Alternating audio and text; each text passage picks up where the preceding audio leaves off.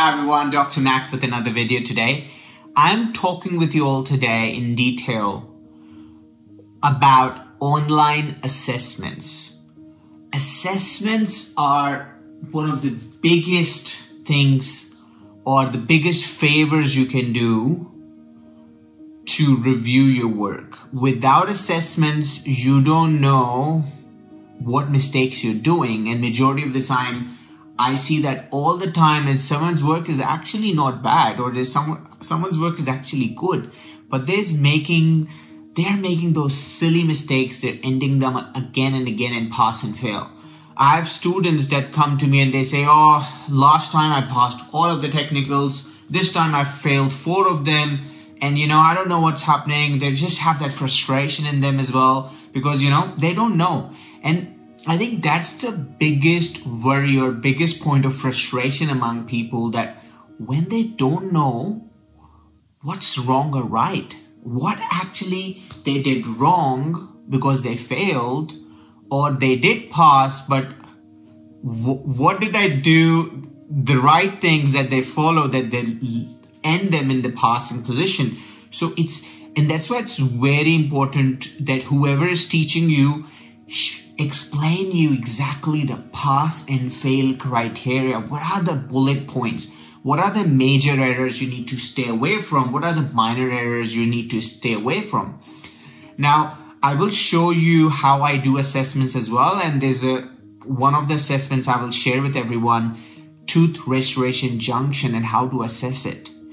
And you'll notice exactly straight away that a work looks so amazing, and all of a sudden, as soon as I start assessing and I will put it to straight fail, and you'll be like, oh, that looks so good. If you haven't seen my Avoid the Social Media Trap video, which is a very crucial video, please go and watch it first. I will put the link of this video, YouTube video, in my description below, so you all can go and watch this video. Avoid the social media trap is so important. We live in a world of social media. Everyone is sharing their work on Instagram and Facebook and YouTube, and we see such amazing clinicians out there. But majority of the time, if I start assessing their work with the criteria, you might see half of them or more than 70% of them will fail. Because just look at realistically, right? We are not getting veneer preps, thin 0.3, 0.7, 0.6, very minimal prep work. We're doing all ceramic crown preps on YouTube, everywhere, in Instagram. Very hardly people share porcelain fused to metal. Very rare people use it now. Not a lot of people use porcelain fused to metal. If you tell someone, a porcelain fused to metal, they'll be like, I don't even remember correctly how the prep was done. And that's the worry. The work we see on social media all the time, it's veneer preps, minimal invasive, current concepts these days with minimal invasive dentistry. At the same time, you have concepts with all ceramic crowns and veneers, as I'm saying. So all of a sudden, we see this work and our mind and eyes have captured all that. Now, when you go back to porcelain fused to metal or the grading criteria and the way we start assessing it, or I start teaching my students, they don't fit in the criteria more than half of the time, and the work looks amazing. And as soon as I assess it, I'd be like, oh, actually, this will put me to fail. And it's just a bit of a shock to them. It's a theoretical based practical exam. Try to put this in your mind. It's a theoretical based practical exam. You're not here to impress anyone. Watch my 2 videos, the 3 rules that I created for the ATC exams, and I feel it fits in so well. Please go watch that video, and please go watch that video, Avoid the Social Media Trap. The 3 rules of ATC and avoiding the social media trap. It's going to tell you exactly what I'm trying to say in this video. I will put the link of both the videos in the description. And then we will look at one of the assessments areas that I'll be showing all of you. And you have a bit of an idea that, a work that looks amazing and appealing to the eye and your mind, and you're like, oh, that looks so good, but it's going to put you to fail straight away. So avoid the social media trap, work on the grading criteria, which is your Bible, and look at the pass and fail. Let's talk about the assessments. Now, I do online assessments for everywhere around the globe. It's done on a video call. I have a specific format that I will tell you that I need exactly photos on this format. You'll send me the photos first and we'll organize a time. And then over a video call, I'll have my mapping. I'll explain you the grading criteria. I will tell you exactly what you have done. What are your mistakes? How can you improve those mistakes or prevent those mistakes from happening in the future as well? And we'll discuss the pass and fail criteria. Most of my students, you'll notice after the assessments, they start understanding the concepts behind it. And then they start to realize that, oh, even if I didn't do your full course and that was amazing, but after doing the assessments, they start to understand it a lot better, that how should they be tackling all the tasks. Now, with the courses, like obviously if someone is doing my full course or my short courses, then they get the full concept of how the whole task is done, or how do you actually talk in the communication task, or how do you actually do the role play session. But at the same time, with assessments, you get a bit of an idea how things are happening. So if you want to book the one-on-one session with myself, then you have to message us on our Facebook page. Have a direct message on our Facebook page. You have to be mindful that my schedule is really tight and you can't message me that, oh, I need an appointment tomorrow. It's generally a 3 weeks, 2.5, 3 weeks wait generally.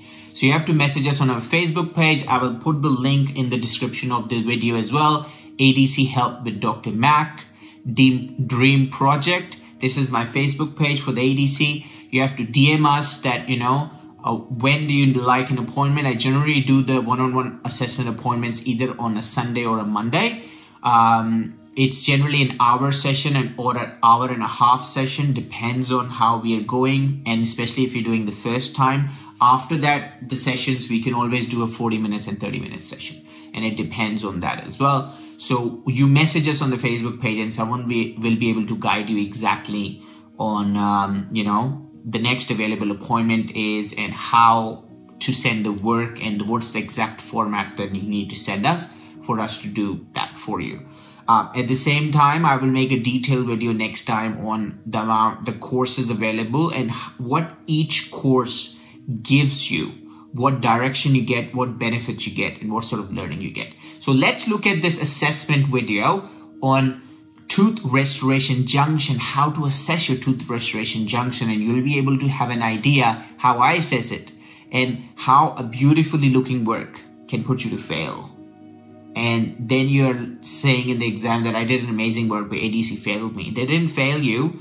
You didn't look that in the pass and fail criteria. You had the grading criteria separately, but you were more focused on how it looks, and you landed up in the social media trap.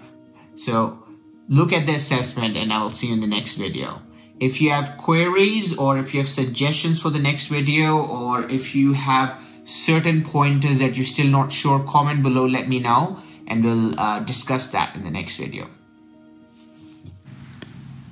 All right, let's talk about how to assess the tooth restoration junction.